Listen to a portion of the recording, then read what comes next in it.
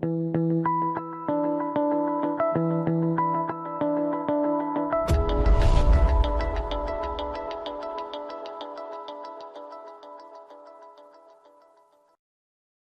guys, this is Grant Coombs III, aka Balbomb, coming to you for another video from CardRunners.com.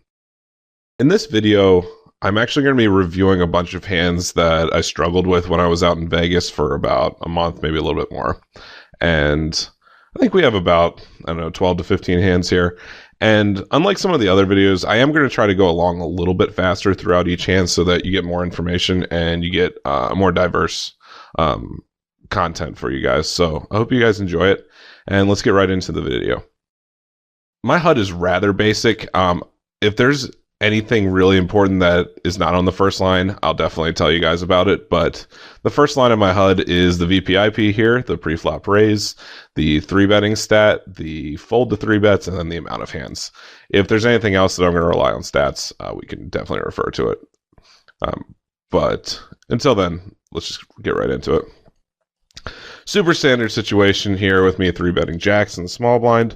I'm going to be having a rather large 3-betting stat in the small blind. It's going to be larger than my big blind, the amount of 3-bets, because I'm not closing the action and because most regulars in this situation nowadays will be having quite a large squeeze percentage here if they see a scenario where the button is opening and then a small blind regular calls.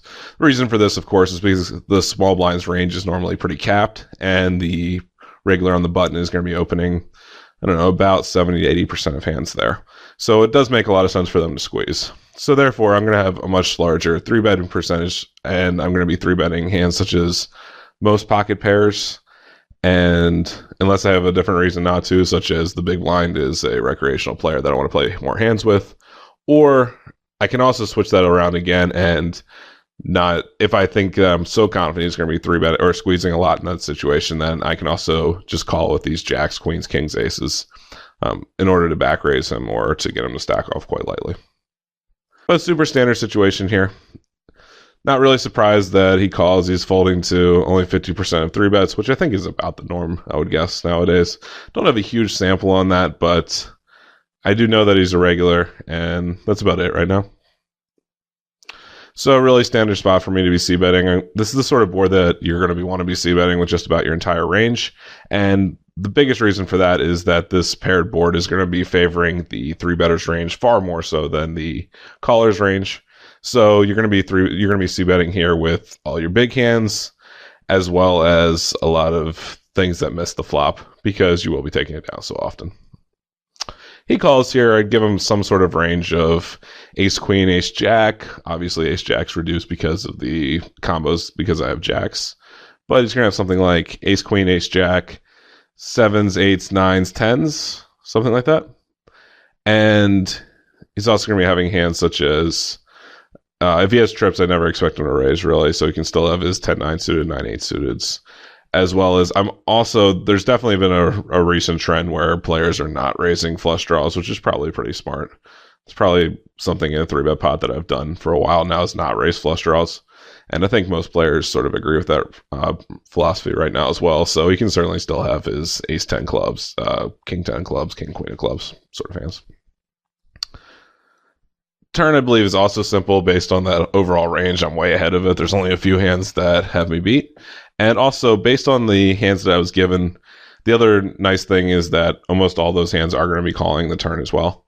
So, feel pretty confident here. Now, the river is a really interesting card here for a couple of reasons. The first one being that it is certainly a scare card.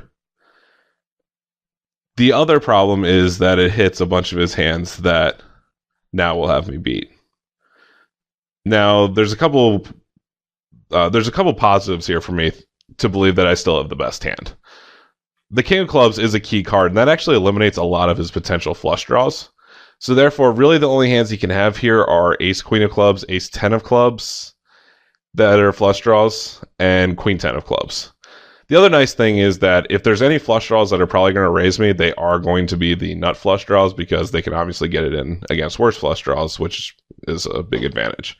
So therefore, I might even take out one combo. If I'd say if we gave him a pre-flop range that he's always going to call with ace 10 and ace queen of clubs, I would actually eliminate one of those combinations from his possible combinatorics because I do think that he's going to raise that a certain amount of the time.